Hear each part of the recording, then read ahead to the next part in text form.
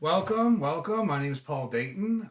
My website is pauldayton.us, and I'm here to talk to you a little bit about my new book, Socialism, The Gift That Keeps on Taking. It's my second book, and you can go to my website for free excerpts of this book as well as my first book, as well as interviews I've done elsewhere, video clips, and much more. So what this book's about is what's offered as help from a ruling political class, in fact, hinders every class other than the ruling political class. There's no such thing as robbing Peter to pay Paul. In fact, what you do is you harm everybody.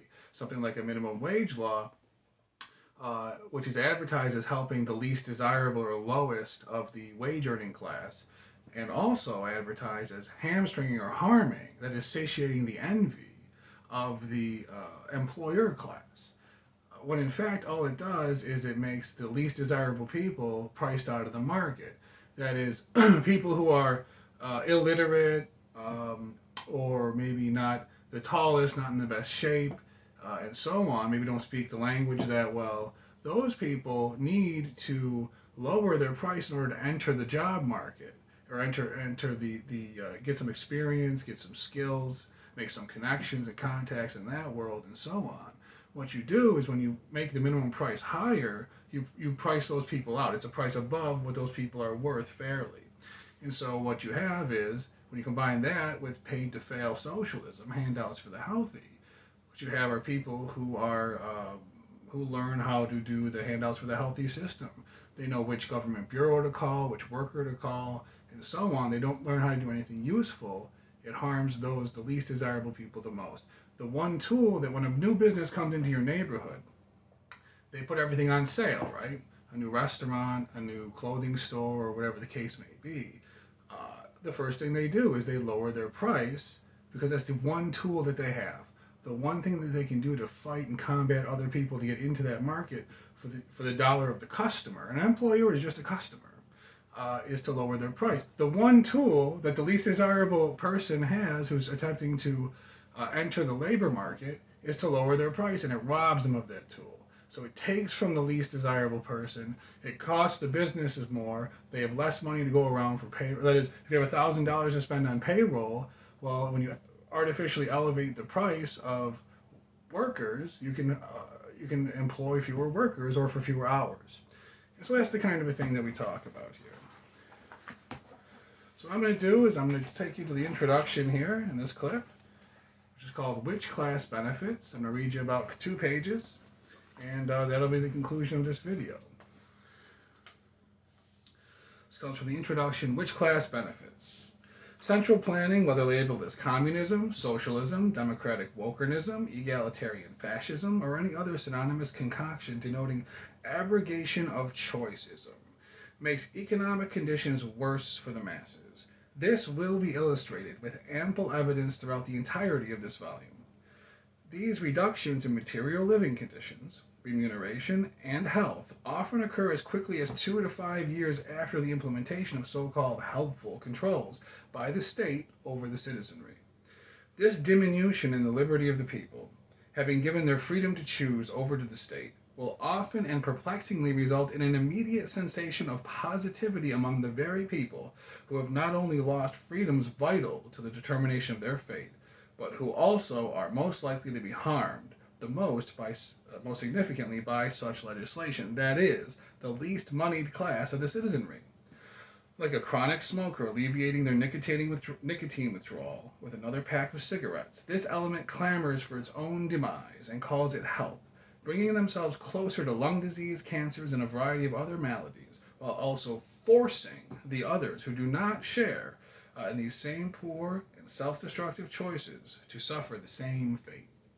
Socialist, this word will, throughout this text, be used interchangeably with those mentioned in the above paragraph, as well as all of their brethren. Socialist policies, while affecting to be solutions, in fact simply create new problems, which are usually worse than the conditions which had prevailed prior to their implementation. A politician, particularly one of the professional variety, seeking office at all costs of principle and decency, as the person holds office for a living and wants to avoid getting a real job, A real job being defined is a position whose success or failure and sustainability depends upon actual commerce. Such a person, seeing no further than the next election, can prey upon the ignorance of the electorate by passing help monikered legislation, which in turn creates a positive reaction in the short term for the politician. This so called redistributive legislation has one outcome which is factually the most likely, and that is a negative one for the very people who provide the politician with the positive feedback and votes. Such positive sways upon an alarmingly large proportion of the electorate are often simply generated by headlines that such legislation has been proposed during legislative session or mentioned in a speech. In such cases, the central planner doesn't even have to go through the trouble of enacting odious make work jobs or direct handouts in order to seduce their prey. It is the ambition of this book to elevate the populace to such a level that will render these outcomes uncommon. Outcomes which continue incentivizing the office seeking politicians to revoke freedoms from the citizenry. The solution itself creates a new problem in the future, which the politician can then solve with another socialist measure, in turn providing said politician with short-term positive headlines on which to run for election or re-election before the new problem arises that is a direct consequence of the previous solution, which then provides another opportunity for a socialist solution, and the cycle perpetuates itself for as long as it takes to wholly decimate the prosperity and liberty of the people. The now familiar contemporary axiom, let no crisis go to waste, obviously lends itself to let no election go by without a crisis.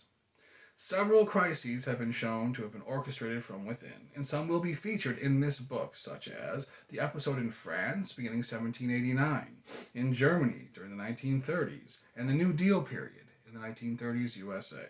Like a firefighter arriving on the scene of a building ablaze and then helping by tampering with the wiring of all the buildings nearby, ensuring that they'll continue to be summoned as saviors in the near future and engage in similar dereliction of duty under the guise of philanthropy, while they have an eye only on the perpetuation of their job as saviors, at all costs to their character and decency. Politicians are enticed by the allure of easy access to election day success to ensure that no election goes by without a crisis. The purpose of this volume is to do its part in curing the ignorance of the electorate, which enables these politicians to prey upon them, and in so doing to victimize the rest of us. This book will take no sides on matters of opinion or view, but will rather focus upon the closed questions which are treated as though they were open questions. This book is written during the 21st century AD, a time in which, through increased attention to record keeping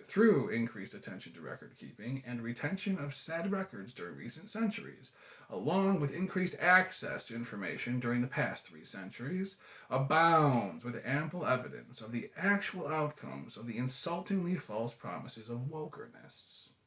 Such a large faction behaves as though such ideas have never been attempted before, and that nobody kept any record of the outcome of these attempts, that mankind is perpetually doomed to a fate of clumsily groping through the dark for answers, awash in their voluntary ignorance, behaving as though nobody could possibly know which outcomes could be expected, as though it were simply a matter of ideology or belief, as opposed to a matter of fact. And that's a little introduction to what you can expect throughout this volume. We cover 4,000 years of recorded human history. An example, going back to the minimum wage, of the short-term positive stimulus for the politician, a long-term negative impact for the people, only because the people are so ignorant to the negative consequences of minimum wage increases. They think, oh, we're robbing from the rich and giving to the poor. There's a positive outcome. There's an immediate 0.02% reduction in job availability for jobs impacted by minimum wage. So that is, the negative outcomes don't come right away for their class. The election goes by, the politicians get their election into office, and then within 6 years, there's a 2.5% reduction in availability of jobs impacted by minimum wage laws. This is in the United States. Other countries are different in terms of the amount of time it takes and the severity of impact.